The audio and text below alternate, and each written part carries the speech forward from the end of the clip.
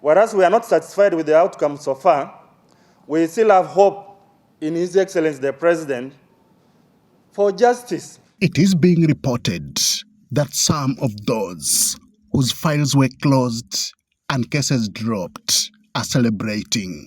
It is not clear who, but whoever it is, not everyone is happy.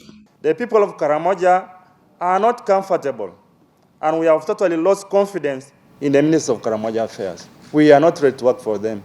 And I think it is also in their interest to find, and the President to find other assignments for them. The appearance of some officials before court had given some hope to the people of Karamoja. Not anymore.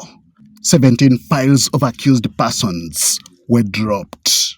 Even though you and I know that there were people who found iron sheets in their homes, there were people who returned it, there were people who sent their aides to pick the iron sheets, that evidence might not be sufficient. I leave it to us now, the court of public opinion.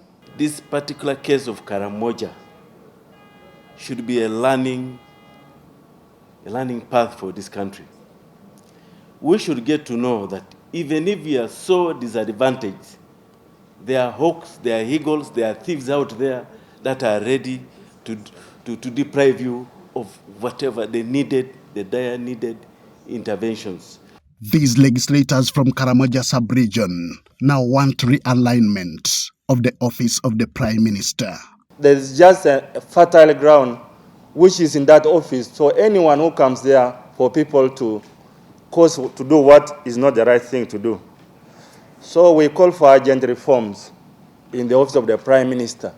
Probably that's the reason why the Prime Minister herself, the Honorable Nabanja, said she could not even have the capacity to supervise the likes of Dr. Kitutu because they have PhDs. There are just no management systems in place. I hope that precedents will not be set, that if things of government find themselves in my compound, it will be good for me to go with it just like that. I hope. I worry for Uganda, and I hope that it will not be precedents and make it like it is normal. As for Karamoja Affairs Minister Mary Goreti Kitutu, whom they say was the mastermind behind the scandal, the MPs have no kind words. Our first call when this case came was an apology. You remember we demanded for an apology. The apology never came. It has not come. We have not been wrong. We are only telling them what has happened is not right.